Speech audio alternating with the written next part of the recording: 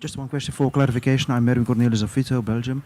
The increased need of impact assessment of policy, does that also include a more look into existing policy and Xpost analysis of that policy and also ways of doing this?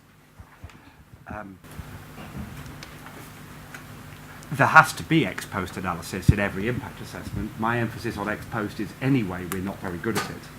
And even if there wasn't a requirement for it, I don't see how we can make our policy better properly without getting better at looking backwards. Okay, then we take Wolfgang and then Patty and afterwards there and Agnete. It's not really a question for clarification. I think it already goes to the debate. You mentioned the climate and energy strategy that is forthcoming, and that could go into different directions. I mean, we know that the 20% targets are not well coordinated at present, and the strategy can go into more coordination among these different targets. It can also go in the direction of single targets in what direction soever. And the second question was, within that strategy, could it be imaginable that the ETS revenues would be more largely used for energy efficiency? I think it was on one of the slides from Yamina, which I liked very much, where she showed the different financing sources, and the ETS was an important part in that package. Thank you. I should just, before we go further on to Patty, say when you ask questions now in the future, please also say who the questions are related to, because now we open up for questions to all the full panel. So, okay, well, this was addressed to Paul, and I forgot to introduce myself. And I think we will take the 4 questions before we give them right to answer. Patty's next. Hi, Patty Fong, European Climate Foundation. Paul, you mentioned that you're working on 7 interpretive notes for the EED, and then you're going to send it out to member states to get their feedback. What are the legal implications, if any, of the interpretive notes, and what are the chances that even these notes will be weakened when you're consulting with member states?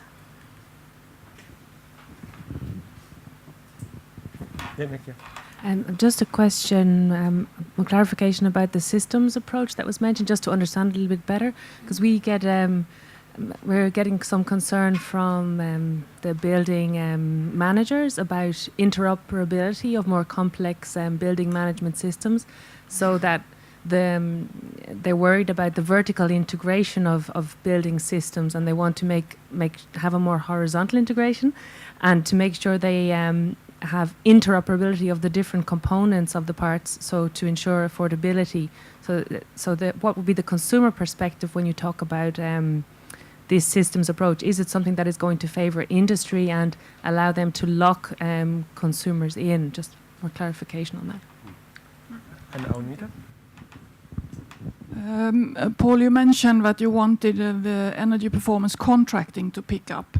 And I think that, at least for Sweden, that you should need to state that it doesn't contradict the Public Procurement Act. Because in Sweden we had a very large pickup of EPC, and it really was a success story. And then a couple of lawyers found that, no, this is not contradictory to the Public Procurement Act, and it suddenly died, all of it. No one dares to work with it due to that fact. And then I'd like to have some kind of clarification also. You didn't mention industry at all, Paul, and maybe this is a question for Emily. But Emily praised the voluntary agreements, and we had a fantastic voluntary agreement in Sweden with industry program for energy efficiency. But now we had to close it down because EU says that it's illegal. So I just wanted to know, how come we can't continue with a program for energy efficiency? Okay, I think most of these was questions for you, Paul. So I think we'll take them, and then I hope when we open up next round, it will be more broad, also to the scope and some of the issues which has been raised in the earlier presentations, where we have seen that there is a huge potential. There's a lot of benefits. The benefits could maybe be even broader than when we have seen here, if we take now some of the other benefits than the real economy into case. So, and what kind of policies do we need, and do we have the right mix, and so on. So I think we will have to scope our discussion on that. Paul. Okay. I mean, I think the points Wolfgang made about the 2030 will be points in the debate. There's no point in me giving a view now on those issues. Those are two of the elements which will be important in the discussion, which is still being framed. Patty, either these notes have these notes cannot change the law. The law is the law is the law is the law. The thing is, the law is just a bit difficult to actually work out when you look at the text. And these notes, at any rate, can never change the law. If they have any legal impact, it is that it's difficult for the Commission to infringe a member state which reports transposition in a way which is consistent with the interpretative note. So if it binds anybody, it binds us. It doesn't add any extra binding to the member states because they can also report a different transposition, and we have the same duty to evaluate that we would have anyway. We are discussing with the member states, and we will listen to what they say, but we will not write in these documents anything which we think is not a correct interpretation. So the discussions we're having with the member states are to discover whether they have different interpretations, and if so, to look into them. One of the reasons we're also sending them to stakeholders is because we would also read with interest any comments that stakeholders have on our comments, and we're also sending those to the member states. On the questions from Sweden, I'm going to duck your question. On the question from Sweden, on the EPCs and public procurement, I'd like to know more, or my colleagues Claire Collins and Roman Dubrava would like to know more, so please send me information. There's nothing illegal about voluntary agreement. Presumably we said there was something illegal about the state aid that went with them, and again there is a discussion going on right now about the revision of the environmental state aid guidelines. It will take another 12 months, but we need to understand. I can't make any promises at all about things being unillegal, but we certainly need to understand better than we do at the moment. And the colleague who's working on that is called Eva Hosch. So those people, or via me, would be very interested in more information on what you said. On the systems approach, I'm sure that Yamina is more expert than I am. Thank you. So on the system approach, currently when you look at, I will take the example of air conditioners, heating and cooling systems. It's the easiest one, I think. So currently we are going to regulate, or have we regulated already the chillers or not yet? It's regulated. So we regulated only the chiller. And when you regulate the chillers, for example, water-cooled chillers, we have two types, air-cooled and water-cooled.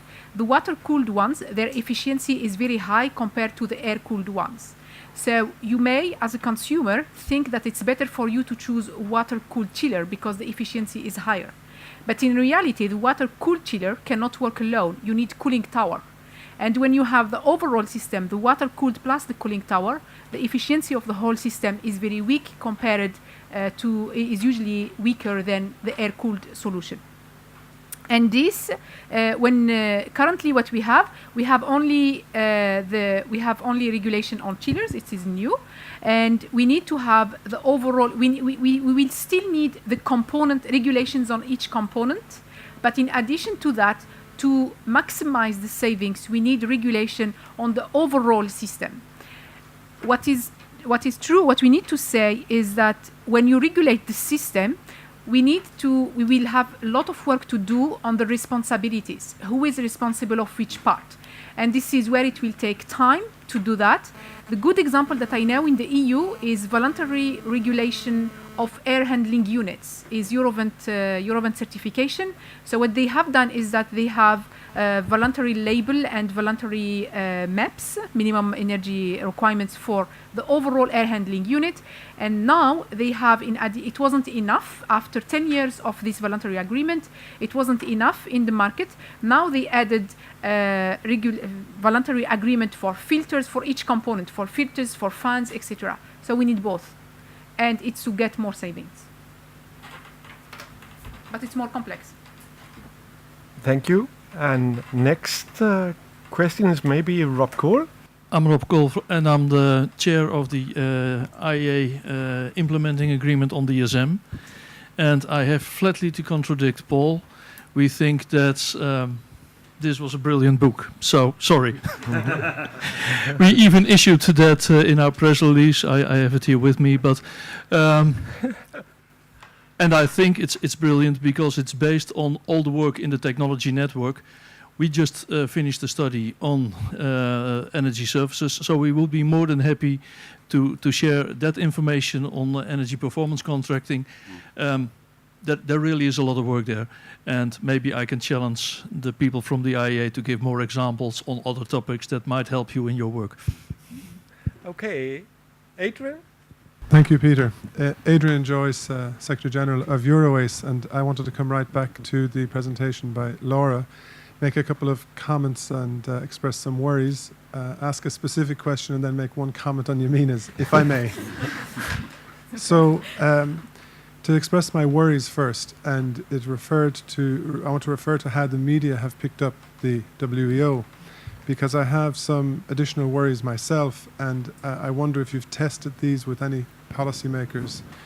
They are that, first of all, the carbon lock-in argument is a very complex argument for a policymaker to grasp, it seems to me. We're mainly experts in this room, we talk about this issue all the time. And I fear that they will simply hear the message, we have 5 more years to come to a global climate deal, so we will do nothing. And they will not hear the message, in order to have 5 more years, we have to work really hard from tomorrow to put energy efficiency policies in place, and not only put them in place, but put them into action. And we've just had a very good expose from Paul on the difficulties in that. The second worry I have is related to energy security. And that is that the WEO shows that we're going to see a huge increase in fossil fuel production from, excuse me for this, a friendly part of the world, the United States or North America.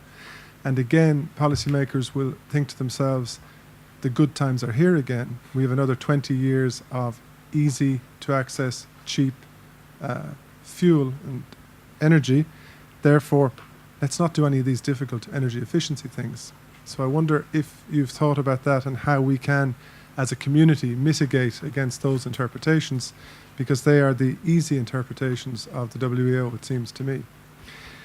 The specific question I have is, you state that the fossil fuel subsidies at a global level are running in excess of $500 billion per year, if I'm right.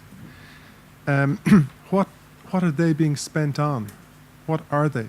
Are they winter heating allowance subsidies like in the UK?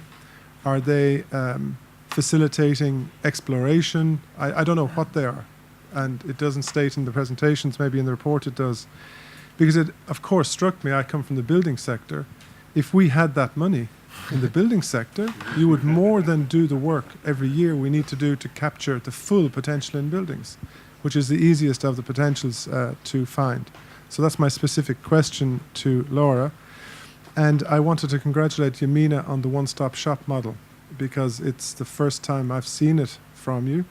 And one part I wanted to emphasize about the model, it's something that another presentation I had in Milan 2 weeks ago made me realize, is that your model breaks the link between the bank who provides the loan and the owner or occupier of the building.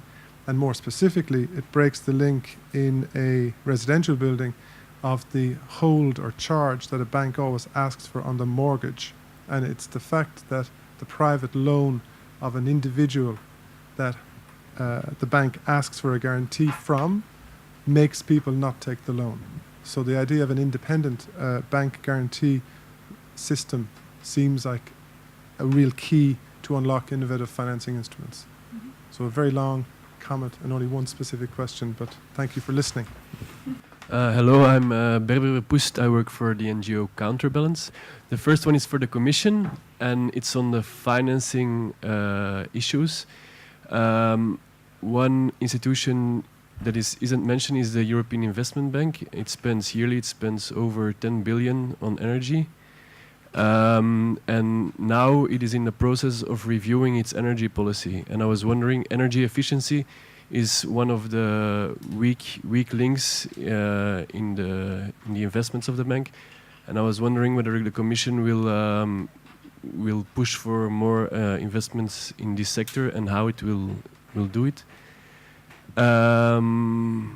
Another question was for Yamina on the financing model of the one shops model. It was just a clarification on where I can find more details on this mechanism, because I thought it was an interesting instrument, but it went a bit fast for me to fully understand every issue of it. And one last question here is on also is back to the Commission on the argument of energy security. Often is an argument to finance for extra supply routes often from fossil fuels from outside EU's borders, and I'm wondering whether energy efficiency shouldn't be much more used as an alternative to the narrative and as actually a much more effective way of guaranteeing energy security. Thank you. I think one has to make a very clear distinction of what the media pick up the first day of the launch and what is in the book and what policymakers take stock, what do they do with the book. And they usually read it. They don't read the media. I mean, I think we have sometimes we depict policymakers as someone that is not very intelligent. We have Paul Hodgson here. I think that it shows very clearly that there are very sophisticated people that understand very well the complexity of the energy problem. So while the carbon lock-in is certainly not the easiest message to pass through, we have introduced it last year, and I think it goes down very well. It is very, very well understood. Having said that, I completely agree with you that there is a danger with the message that we are giving that buying 5 years can come at a zero cost. We are, of course, we also learn how to give messages. The presentation that was given in the launch, even for energy efficiency, was given only that day, and the following day we changed it. Because we understood that there were certain things that were not clear enough. So from the following day in Berlin, we changed some of the communication on energy efficiency because we thought we could be more precise and more punchy, giving some more nuanced things. On the climate point per se, we will have, since it's a burning issue for us, and we believe we are not doing enough as a community in general, in June, we will have a special report on climate that will elaborate more on this 5-year story to give more detail on what should be done. Now, the energy security the energy security story. I think we said very clearly that most of the incremental global oil demand will come from the Middle East still. 45% is coming from Iraq alone. Saying that one country only, the US, through the 2020 will increase its domestic production and will decline its oil import dependency, it's a very clear message for one region of the world. It doesn't give global implications of increased energy security. I think the important message of the energy security for oil still stays with 45% of the additional incremental oil demand is coming from Iraq. Now, there was a lot, especially in the US, but taken elsewhere, of what it means for the US energy independence, and I think we were very clear in saying that no country nowadays in energy matter is an island, and they will still be facing the ups and downs of the markets, even if they may eventually be able to play a different geopolitical role globally. But the key message, I think, is very clear in the message that you say, all other key players in the global economy and in energy terms are going to deteriorate their import dependency. So again, I would go back to be careful what the media take up the first day and what then is really used for policy making. From my experience, it's two very different things. On the clarification of fossil fuel subsidies, in fact, is not really anyone that is spending that money is an opportunity cost. So I just make a very politically inappropriate example. If you are in Saudi Arabia and you are a utility, you almost buy your oil for free. While if you would sell it, if Saudi Arabia would sell it in the international market, they would get $100+ dollars per barrel. So those are the money that the whoever is selling, in this case Saudi Aramco, is selling the oil, would get but is not getting. So it's really an opportunity cost. But it means that for that very reason, more efficient power plants are simply not used because you have zero economic incentive. And now this is mostly happening in producing countries, but not solely. Because while we price the fossil fuel subsidies, part of the fossil fuel subsidies comes because electricity is priced at a very low level. So this we see in countries that are not necessarily producers. India is one example. China is making huge progress in terms of subsidies reform, but there were still quite important subsidies. But I think that still around half of the amount of these subsidies is in the Middle East or the oil production countries. Yes. So a huge amount of this. Middle East and North Africa. Yeah. Thank you, Adrien, for the congratulations about the model. We don't have. We are working on publication that should be. We have to finish it for March. This is the deadline that we have. But in the meantime, if you have any questions, if you'd like to discuss the model, send me an email, and I am happy to do that. And I'm looking for feedback actually from other experts about the model that we developed. Okay, a couple of comments. Rob, thanks for the information. We look forward, wherever you've gone, wherever you're around the room, we look forward to looking into that very much. EIB wants to do more. We want them to do more in energy efficiency. Big problem is they like giving out big pieces of money. And we're actually working with EIB. We have the ELENA facilities where we're financing technical assistance to cities and regions to develop bankable projects, and the EIB runs that for us. We have the European Energy Efficiency Fund, which the EIB runs, although they've subcontracted to Deutsche Bank, whose objective is to change the banks. So ELENA tries to change the cities, and Energy Efficiency Fund tries to change the banks so that they understand each other better. Changing the banks is an important part. KfW is a good model of taking big money and turning it into small local money, and whether we can find ways with the EIB to do that is very much on the agenda. On the fossil fuel imports, I think we would share Laura's analysis on the electricity, but gas is a very raises. I mean, if these are questions which we can address, then Europe has big problem. Gas is putting forward big issues for us. It's not tenable for the price differential to stay at 5-1 to the US. It's not tenable for gas to continue to be tied to the oil price. One of the ways of getting gas not to be tied to the oil price is telling Gazprom that we can get it from other places, and one of the ways to do that is LNG, but the other way is alternative pipelines. And so it's going to be, all of that set of policies makes sense, number one. Number two, where is CCS going? Wherever it's going, it's not going there very fast, at least before. And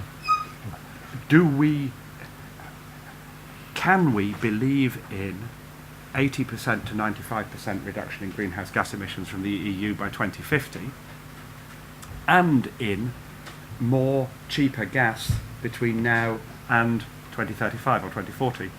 I mean, is that actually a path? Can we build new gas-fired power stations without CCS? I mean, which is what is going to happen. So part of the way in which we lock in, gas is the key part of the lock-in for us, I think, because transport is going to still be using some of the fossil fuels, but there are solutions for heating and for most parts of industry which don't involve carbon emissions.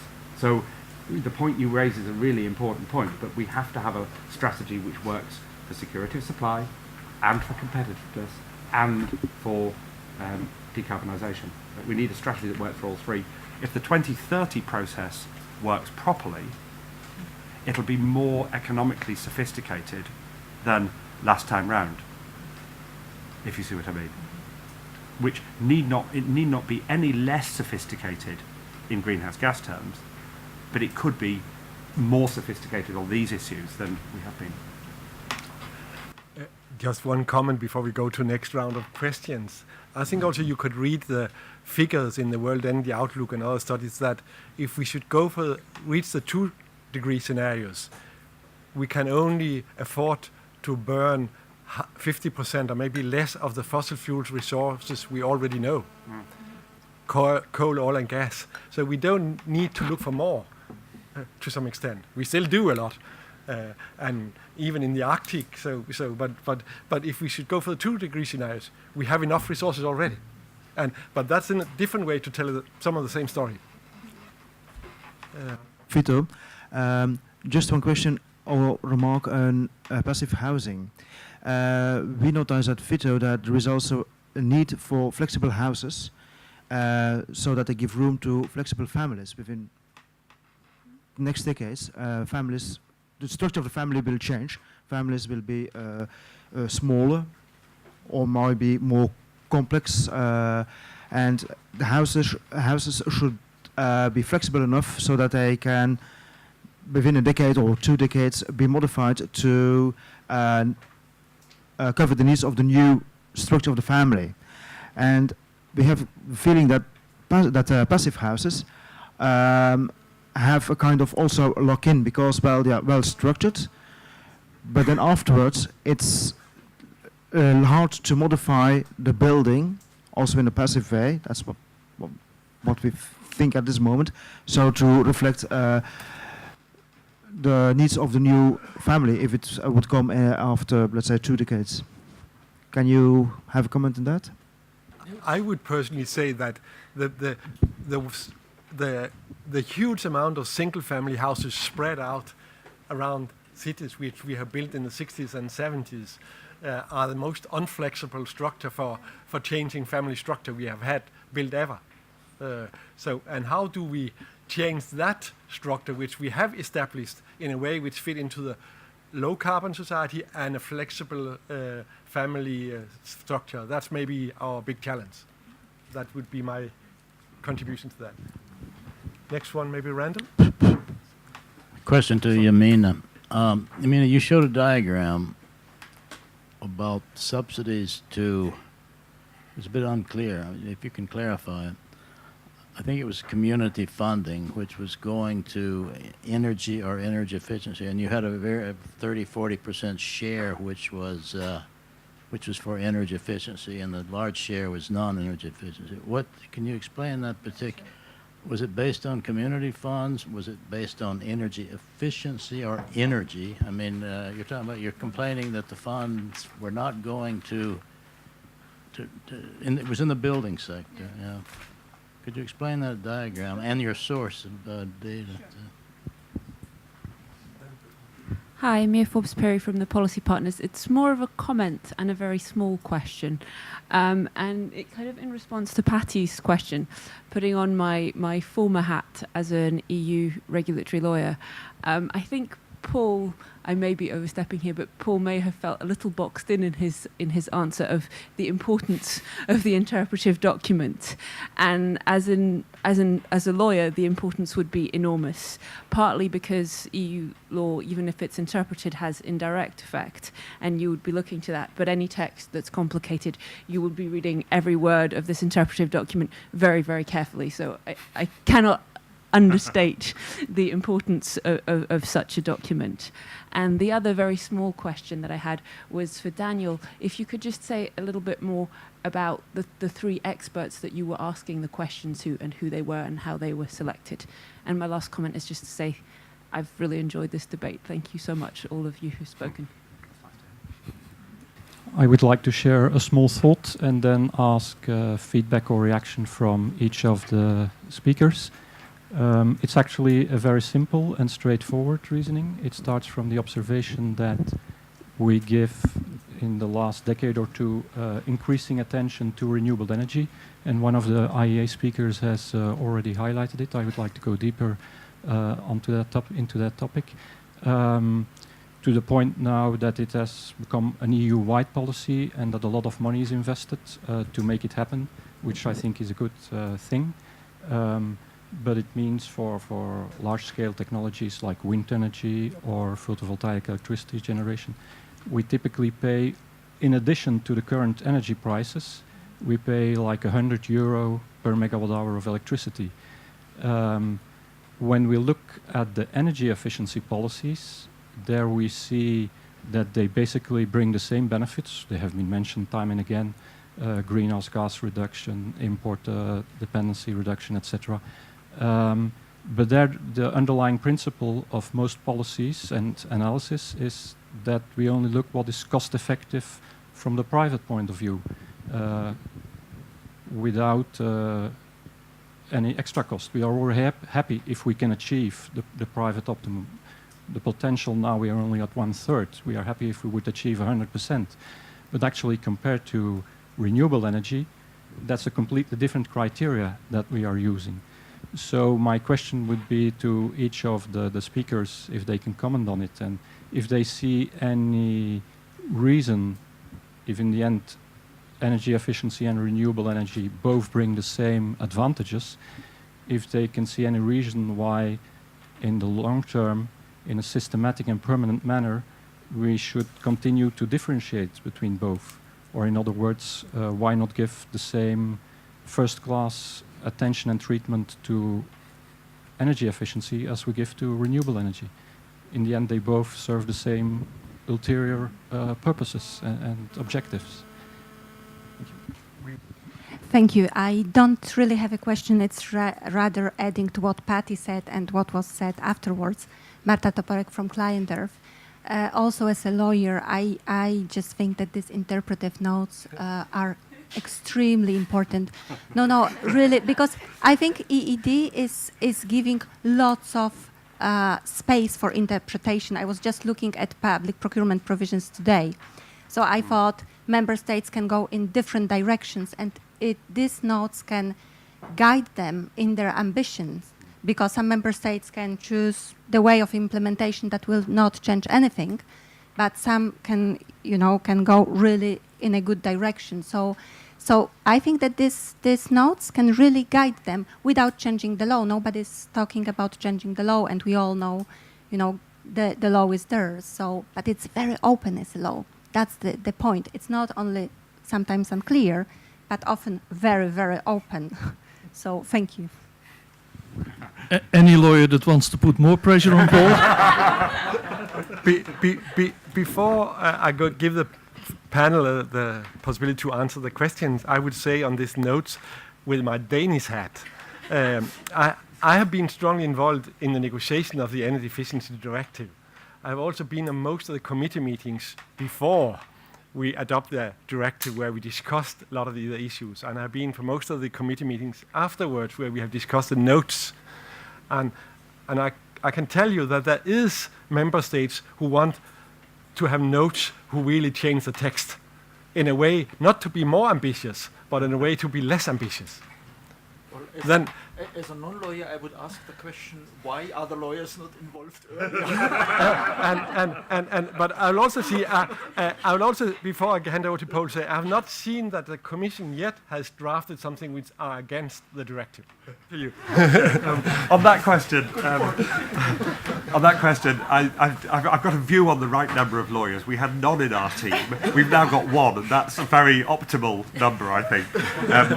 Balancing off with 30 engineers, economists, and other political scientists. I mean, I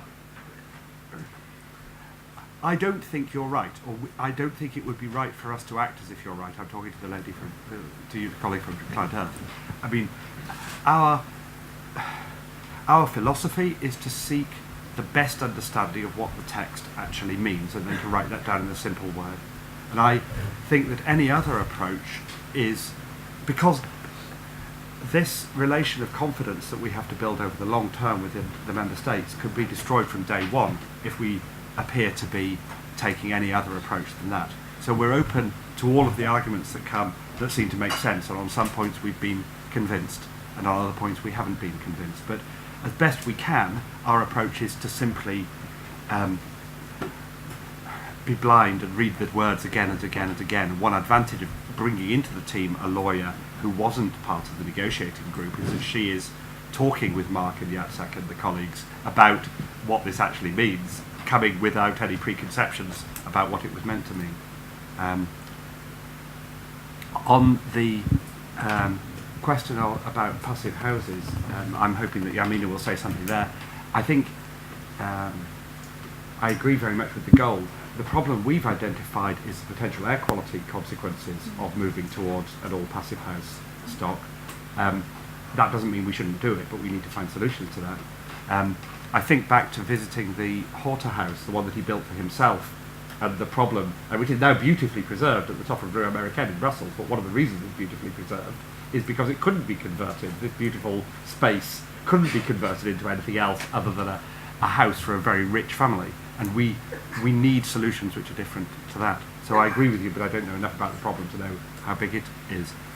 And on renewables and energy efficiency, we don't think we can cut. We don't think you can decarbonise. So our obligation, according to our roadmap, is 80 to 95% reduction in greenhouse gas emissions in the EU by 2050 compared to 1990. We don't think you can do that without both renewables and energy efficiency. We don't think you can do it efficiently with renewables unless you subsidise early and hard or encourage support early and hard to drive the technology costs down, as we've seen very startlingly with wind and then with PV. So to have an effective renewables policy, you have to have that level of support. We would agree with IEA that you should always be asking whether you're over-subsidising within that, but I'm relaxed about having both.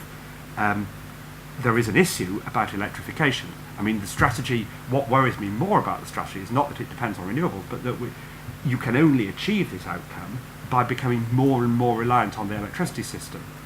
And that may put forward risks of another kind, if you like, as opposed to having houses which you can heat with a variety of different fuels, for example. But and we don't feel second class compared to our renewables colleagues. Yeah, about the passive house question, to me, the passive house concept is about reducing the energy needs. What I don't like in the existing passive house examples is the fact that the issue mentioned by Paul, the way they are designed, they are not that passive for me. They are passive thanks to the technology. I think they need to be passive because of the design first. And to do that, if you do that, it's what we still have in Southern European countries, in Spain, for example. When you do that, you are not locked. You can reorganize your building as much as you can. So I think we need to revisit the passive house concept to make it more about the design, first about the design and then the technologies. And this is how we will overcome the question of the air quality. I was lucky, I grew up in north of Africa, and my grandparents were living in what we call a maison mauresque. So it's like the Spanish houses. When I was student in my engineering school, I wasn't able to understand the fact that we need mechanical ventilation in apartment, in the residential sector. And my professor told me, she was Russian, and she said, "Oh, where do you live? Which part of the city?" Then when I told her which part, she said, "Oh, you are lucky." And then she took me to visit these new buildings where you have you need this mechanical ventilation system. Later on in the EU, I had the opportunity to work on Auditac project, one of the Commission projects, and I had the opportunity to visit in Germany several buildings, and not only residential buildings, about inspection of heating. It's the EPPD article about the mandatory inspection of heating and cooling systems, and I was really surprised and shocked to understand that even in Germany, for me it's the most, when you are from North Africa, you look at the Germans as robots. Yeah, I mean, we will go outside and have some inspiration. So for me, Germany was the model to follow. Everything works very well.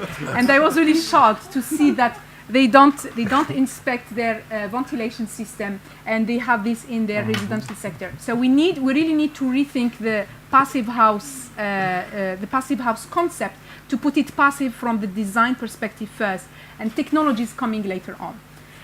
Then the question from Randall about my diagram. This diagram is from the existing national financial incentives. It's mainly loans and grants implemented in 2010 and 2011 in the EU countries. All this information is available on our BIP database. It's online.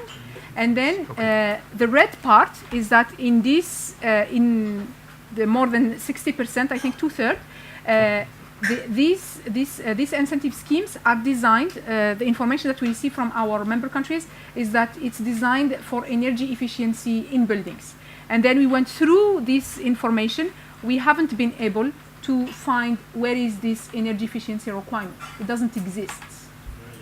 Yeah, and it's not only, I have exactly the same similar figures for the overall IEA countries. It's not only for the EU countries. I presented the EU ones. And then the question about renewables versus energy efficiency. I think we need to keep in mind, we have two challenges. We have the challenge of the supply with energy. Our model, our development model is not sustainable. So we cannot be able. We know that we cannot supply if we continue like that with all the energy that we need. So what we need to do first is to stop wasting energy, and this is what energy efficiency allows to do if it's combined with energy sufficiency measures. Because energy efficiency alone is not cannot do that. So what we need to do first is to reduce the energy demand. And then we have another challenge, is the climate and environmental challenge, and we need to decarbonize our economy. The way to do that is renewables. I don't see them as competing. I see them as complementary. And fortunately, the energy efficiency community hasn't been as successful as the renewable energy community. It's not only our fault. I think we have problem as energy efficiency community. We have been during several years talking to each other only. We are only few people in the world who understand well energy efficiency, and we just talk to each other as a community. We are happy to be here, but we are not able to talk outside about what we are doing. And this is one problem that we have. We need to find a way to communicate about energy efficiency outside, and mainly to policymakers. And the other issue that we have is that energy efficiency, and especially in the building sector, is not visible. It's not something that you can see. And I know a lot of story about when you talk, if you have to, how will you reduce the energy demand of your building? You have to insulate your building. If you have to do that, what will you remember, and what will your neighbors remember after you have done this work? They will just remember the noise, it was dirty, blah, blah, blah. But if you have solar PV on your roof, everyone will see it. You don't have to talk about it. And this makes a huge difference. But I agree that we need to work on that. Okay. I can only answer that together with referring to the expert survey. So the whole survey was based on interviews by a mix of experts from administration, from business communities, from scientific institutions, etc.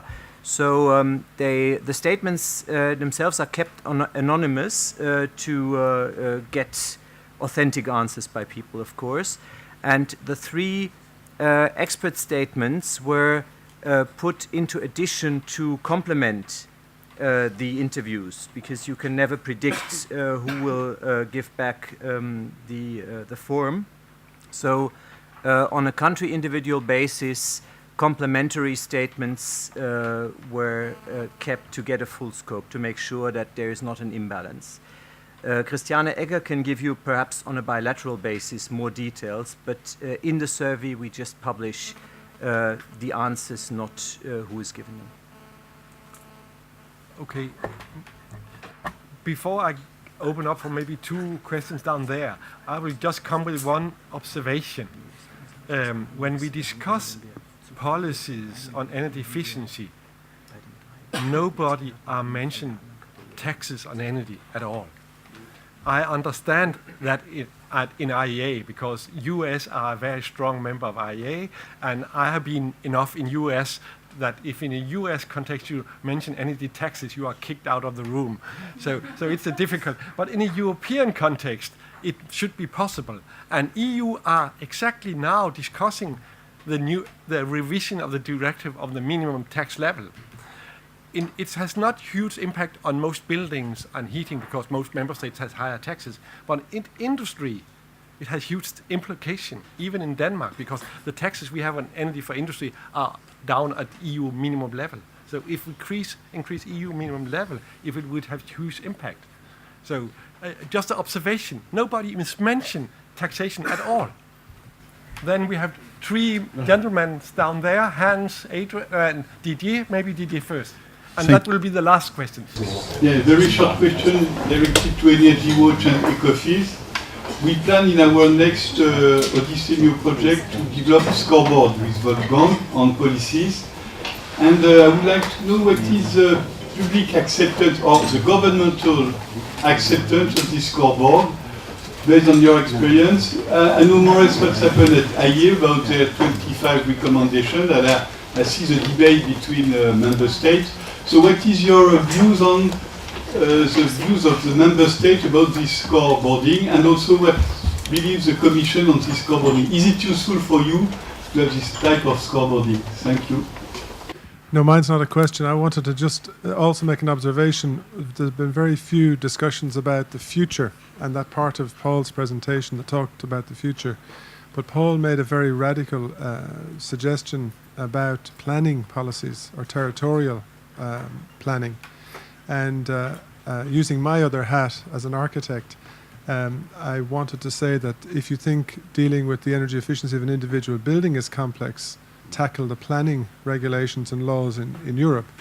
But at the same time, it's a very intelligent proposal because I don't know if anyone has made a study on this to know what the potential savings are by a more rational planning policy, by a more rational relationship between your place of work and your place of education or your home, by a more rational approach to distance working or more across internet approaches, etc., which would come in such a policy. And Paul is surely aware that DG Regio and the research DG have been doing a great deal of work in this area, at least at the academic or imaginative level. And it is something I think should be on our radar as an energy efficiency community to think about that downstream, but very, very challenging indeed. And then Hans for the last question.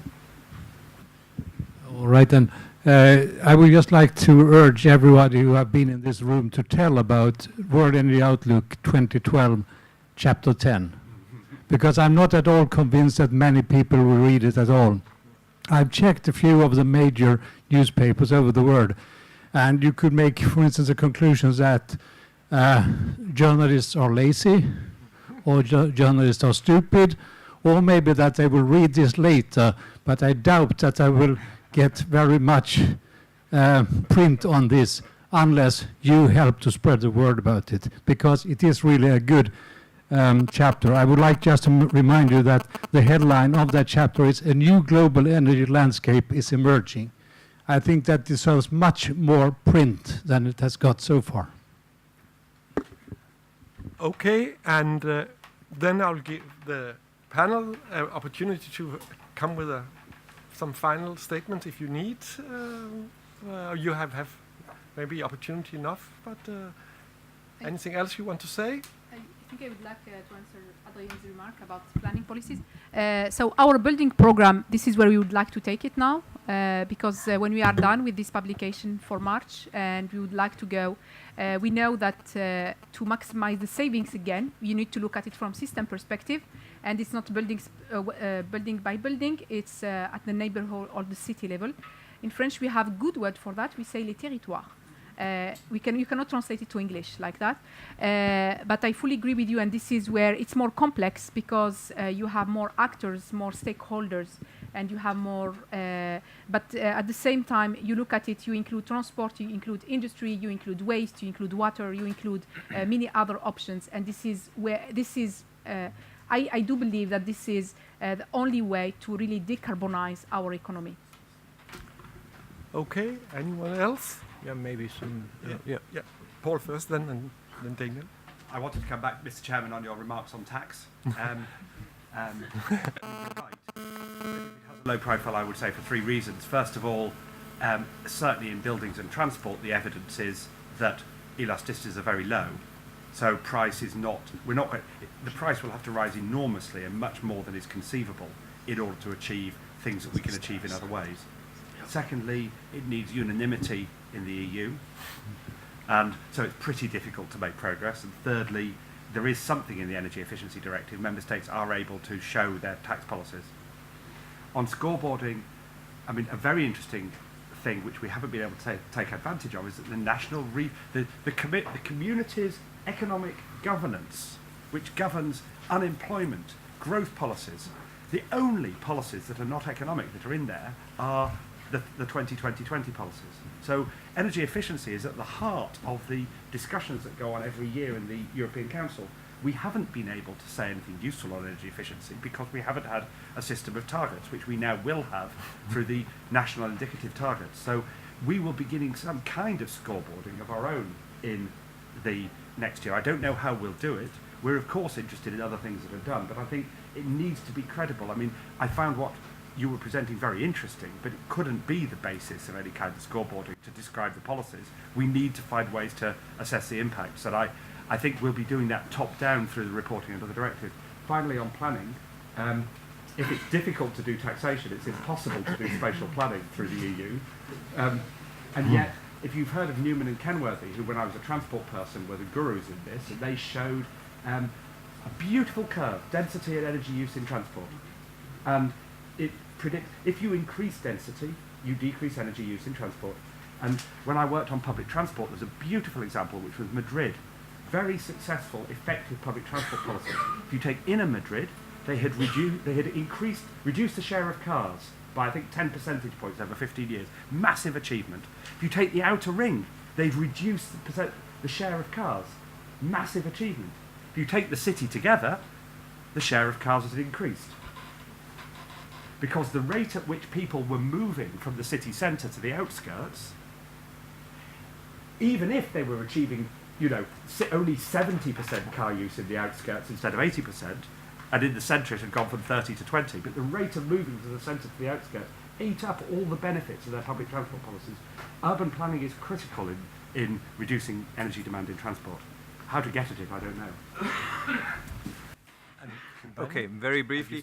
Our experience with scoreboarding, well, this is also about how you communicate what you do. So this is definitely not blame and shame. So in that sense, it's well accepted because we are evaluating documents. So what does it say in the document? And it is very important that this is looking at a process. It just tells something about how a process is going to be implemented, not about how a country is performing. That is the important message. Okay, I think we then have to close this very interesting seminar with very good presentations and a very good discussion. Some years back at a summer study, we had our main title saying energy efficiency first. And I think what we can learn from the World Energy Outlook and from the study here is that when we look into energy policies in 2020 and 2030, we have to recognize that energy efficiency has been the first and main pillar. And we should maybe go a step further, that it's not only energy efficiency first, it's also the basic of energy efficiency, reducing energy demand, which has to be first step. And then on top of that, we can do energy efficiency by equipment and supply and so on the top of that. So we have to maybe qualify that. But if I should draw just one conclusion out here is that what we would want to see from the Commission in the communication which come next year, that energy efficiency have to be first element. Thank you.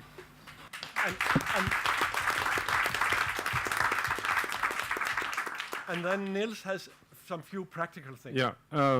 Thank you everyone for coming.